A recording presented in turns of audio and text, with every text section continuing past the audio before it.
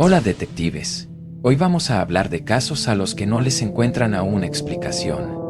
Recuerda contarnos, ¿qué teorías tienen? ¿Han logrado descifrar alguna pista que se nos haya escapado? ¿Logran entender la mente de estos criminales? No olviden dejar sus pistas y opiniones. Su voz es clave en esta investigación, una historia a varios pies de altura, en donde a pesar de los años cuando la escuchamos nos sigue congelando. Suscríbete al canal y dinos qué otros casos te gustaría que investiguemos. Al menos 153 personas, de las que se desconoce su paradero, han muerto durante el ascenso al Aconcagua a lo largo de los años, entre ellas el número 26, John Cooper, y la número 27, Jane Johnson, ambos experimentados alpinistas que intentaron alcanzar la cumbre hace 52 años. Desafortunadamente, nunca lograron regresar con vida. Lo que es más extraño aún es que los investigadores principales creen que es posible que no hayan sucumbido a los elementos, ni a una caída accidental, sino que hayan encontrado su fin a manos de sus compañeros de escalada. Era enero de 1973 y un grupo heterogéneo de escaladores estadounidenses, en su mayoría aficionados, se había unido para conquistar el monte Aconcagua.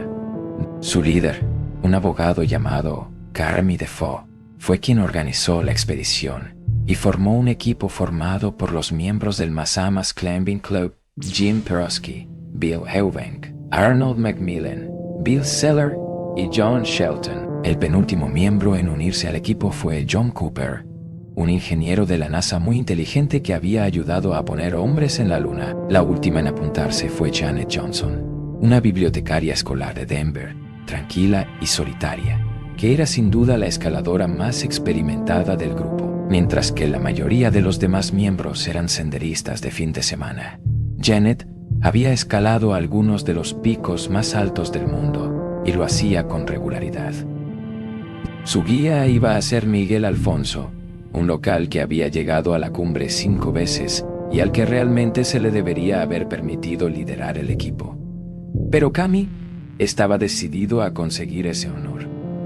El equipo llegó al campamento base el 21 de enero y se reunió con el director, Roberto Bustos. Él y Miguel se dieron cuenta rápidamente de que estaban tratando con un grupo de desconocidos que no estaban preparados y no tenían ninguna lealtad entre sí, y como dijo un medio de comunicación, tenían una actitud de cada uno por su cuenta.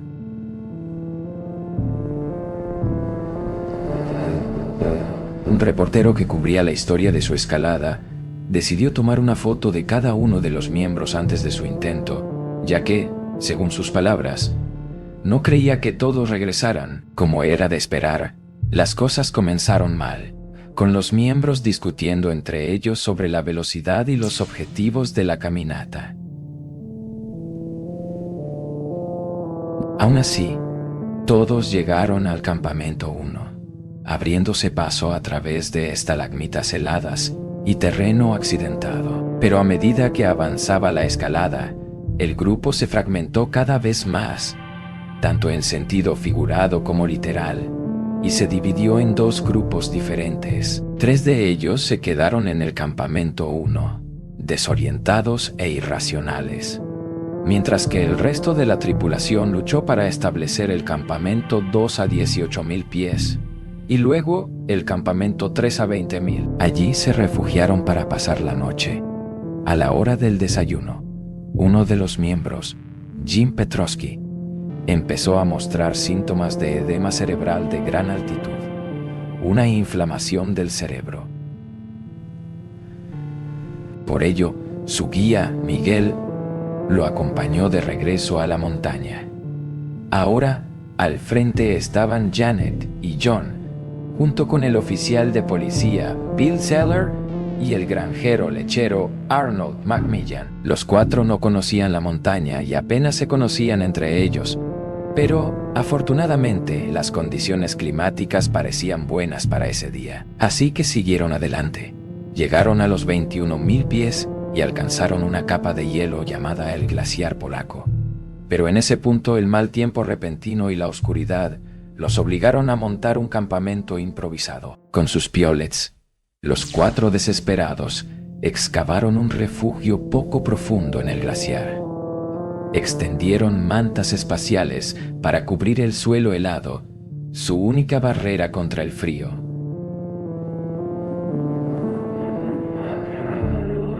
A falta de sus tiendas de campaña o sacos de dormir, que habían dejado con la mayor parte del resto del equipo en el campamento 3, apretados e incómodos, Janet y Bill finalmente salieron al exterior y se sentaron juntos mientras temblaban de frío.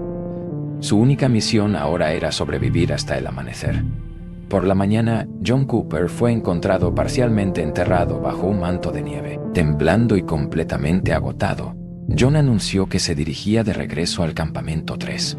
Su vida era más valiosa que la gloria, ya sea por arrogancia, ignorancia, apatía o falta de oxígeno. Sus 3 compañeros de equipo decidieron dejarlo ir solo. En lugar de eso, decidieron continuar, ascendiendo el glaciar Polish y llegando a una cresta que conducía a la cumbre. Pero cuando oscureció de nuevo, tanto Bill como Arnold aparentemente se dieron vuelta y vieron que Janet había desaparecido. Como habían escalado el glaciar sin cuerdas, los 3 no estaban conectados y no había forma de saber en qué punto la habían perdido. Bill y Arnold finalmente lograron regresar al campamento base, donde se reunieron con el resto de su grupo, ya que todos habían desistido de alcanzar la cumbre, pero 2 de su grupo aún estaban desaparecidos: John Cooper y Janet Johnson. Inmediatamente llamaron a las autoridades. Bill y Arnold habían sido los últimos en ver con vida a los 2 escaladores desaparecidos, y ambos hombres dieron relatos detallados a la policía, aunque curiosamente sus historias diferían bastante. Según Arnold, una vez que Janet desapareció en el glaciar polaco, comenzaron a gritar su nombre. Finalmente ella volvió a llamar y la encontraron sentada en la nieve, murmurando para sí misma y actuando como si estuviera delirando. «No me hagan sufrir», supuestamente les dijo. «Déjame sentarme aquí y morir». Bell afirmó que luego se ató a Johnson, mientras que Arnold recordó que Bell la tomó del brazo. Bell afirmó que los 3 se desorientaron y pasaron otra noche juntos en la montaña, mientras que Arnold afirmó que él se adelantó a los otros 2 y acampó solo. Dijeron haber disparado una pistola de bengalas, que nadie vio ni oyó. Cuando el tiempo mejoró, Arnold intentó bajar la montaña en solitario para pedir ayuda, cuando se topó con lo que pensó que era un soldado muerto. Pero eso fue una alucinación. Lo que en realidad encontró fue el cuerpo de John. Según Arnold, John estaba sentado con la cabeza entre las manos y completamente congelado. Arnold logró regresar al campamento 3 y decidió descansar antes de continuar hacia el campamento base. Mientras tanto, Bill y Janet bajaron a un ritmo mucho más lento y en un momento se cayeron de golpe. También pasaron junto a los restos de John y supieron que debían estar cerca del campamento 3. Fue entonces cuando Bill afirma que siguió adelante y dejó que Janet bajara sola, creyendo que ahora estaba en buenas condiciones. Unas horas más tarde, Bill llegó al campamento 3, donde se reunió con Arnold. Los 2 hombres desorientados durmieron toda la noche, pero al amanecer todavía no había señales de Janet. Agotados, decidieron regresar al campamento base sin ella. Tanto Bill como Arnold justificaron las discrepancias de su relato diciendo que estaban física y psicológicamente agotados y que sufrían el mal de altura.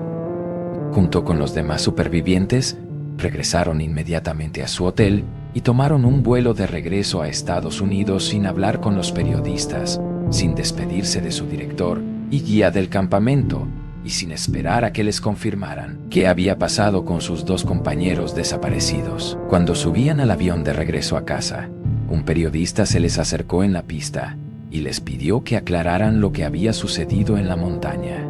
Pero el abogado y líder, Carmi, se lo impidió. Cuando el grupo regresó a Estados Unidos, Carmi celebró una reunión secreta en su despacho de abogados, donde el grupo transcribió y publicó su informe oficial de la expedición, en el que describía a John y a Janet como fanáticos, desesperados por alcanzar la cumbre a toda costa, y decían que habían muerto de un edema pulmonar, una afirmación que pronto sería desmentida. Más tarde, ese mismo año, Miguel lideró un equipo de 4 hombres para buscar a los 2 escaladores desaparecidos. Como era de esperar, al llegar al glaciar polaco descubrieron algunas pertenencias del explorador. Un poco más abajo, a unos 150 metros del campo 3, se toparon con el cuerpo congelado de John Cooper. El estado en el que lo encontraron era, cuanto menos, sospechoso. A diferencia del relato de Arnold, no lo encontraron sentado, sino tendido en el suelo. Llevaba solo un crampón, un dispositivo de tracción fundamental para desplazarse por las laderas heladas. Le faltaba el piolet y tenía las manos descubiertas, ya que no se encontraron los guantes. La pendiente donde fue descubierto era suave, no el tipo de terreno en el que un escalador experimentado podría tener problemas o caerse. Lo más extraño fue un agujero cilíndrico profundo y sangriento en el abdomen de John que llegaba hasta su columna vertebral, y el hecho de que su rostro estaba congelado en una expresión de terror. Los sobrevivientes justificaron el descubrimiento diciendo que John debe haber caído sobre su piolet. Tropezó montaña abajo y luego murió. El cuerpo de John fue recuperado y llevado para la autopsia. Los hallazgos completos de la autopsia fueron confidenciales, pero se reveló que había sufrido lesiones en el cráneo y el cerebro, que fueron mencionadas como la causa oficial de la muerte, no edema pulmonar o exposición, como se podrían esperar. No tenía huesos rotos, lo que indica que tampoco había sufrido una caída importante. Más sospechoso fue el hecho de que la herida en el abdomen era perfectamente redonda y no muy ancha. El informe señaló que parecía menos como si se hubiera caído sobre un piolet y más como si alguien lo hubiera apuñalado con un tornillo de hielo. Pasó más de un año antes de que se descubriera el cuerpo de Janet. Muy cerca de donde habían encontrado a Jones, un trío de escaladores experimentados la encontraron por casualidad y reconocieron de inmediato algunos detalles inquietantes y sospechosos. El cuerpo de Janet fue encontrado boca arriba. Uno de sus huesos faciales estaba al descubierto, ya que la piel se había desprendido con el tiempo.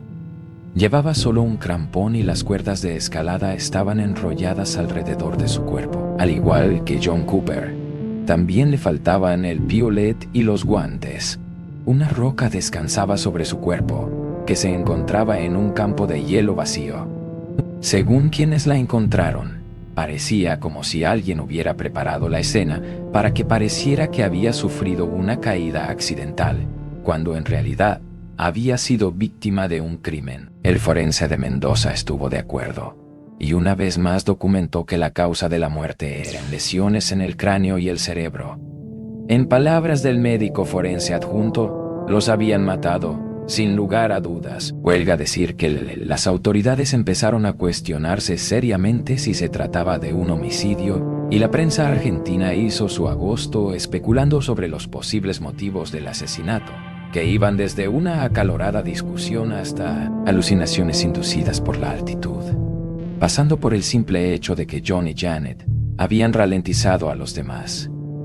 Aún así, sin pruebas concretas con las que trabajar, no se pudieron presentar cargos, y cuando Argentina fue víctima de un golpe militar en 1976, el caso se congeló por completo, es decir, hasta 2020, casi 50 años después del incidente, cuando 2 alpinistas que escalaban el glaciar polaco hicieron un hallazgo extraordinario. Escondida en la nieve había una cámara Nicomac, casi perfectamente conservada con el nombre de Janet Johnson grabado en la funda, y sorprendentemente, los técnicos de Canadá lograron revelar la película. La cámara contenía 24 fotografías, cada una de las cuales ofrecía un vistazo a las últimas horas de Janet. Captó imágenes de sus compañeros de escalada y del sereno paisaje cubierto de nieve que los rodeaba. Una foto tomada por uno de los miembros de su grupo muestra a Janet sonriendo con su piolet en la mano. Esta es la última foto de Janet que se tomó. Cabe destacar que las fotos sugieren que ella continuó tomando fotografías después de que John se dio la vuelta, todas ellas bien compuestas. De modo que si Janet sufría mal de altura, no se notó en su trabajo fotográfico. Una de las últimas imágenes fue tomada en el propio glaciar polaco y muestra a un escalador delante de ella, probablemente Bill Seller. Tanto Bill como Arnold dijeron que habían escalado el glaciar polaco sin cuerdas. De ahí que pudieran perder a Janet en primer lugar. Y sin embargo, imágenes demuestra lo contrario, ya que muestra claramente que estaba atada a sus compañeros de escalada. Lo que ocurrió después de que se tomó esta imagen sigue siendo un misterio, aunque constituye una prueba inestimable. La cámara no proporcionó respuestas concretas, pero sirvió para reavivar el interés en el caso de Janet y John, y 5 décadas después de sus muertes, la gente volvió a preguntarse si fueron víctimas de desafortunados accidentes o de algo más siniestro. Es difícil pasar por alto el estado de sus cuerpos, pero es concebible que la pareja, congelada y confundida, fuera asesinada por la propia Aconcagua y no por sus compañeros de grupo. Pero incluso si ese fuera el caso, ¿deberían Bill y Arnold seguir siendo responsables por dejarlos a su suerte? O cuando están en esas frías y solitarias alturas con un equipo que conocía los riesgos, ¿es lo suficientemente justo cuidar solo de uno mismo? Como dijo el director del campamento base Roberto Bustos al New York Times, es un mundo diferente a 6.000 metros, con leyes y reglas y comportamientos diferentes. Bajas a 5.000 metros y piensas que esa gente está loca. Todos los demás escaladores ya no están. Han fallecido en accidentes o por vejez. Pero hoy, 52 años después, el misterio de lo que ocurrió en Aconcagua sigue vivo y probablemente lo seguirá siendo para siempre. Quiero escuchar sus pensamientos sobre este caso. Si les gustó este caso, asegúrense de darle un like. Y me aseguraré de hacer más casos similares, algunos más casos resueltos. Pero eso es todo por hoy, detectives. Espero que estén todos a salvo en este mundo tan loco, y nos vemos en mi próximo video.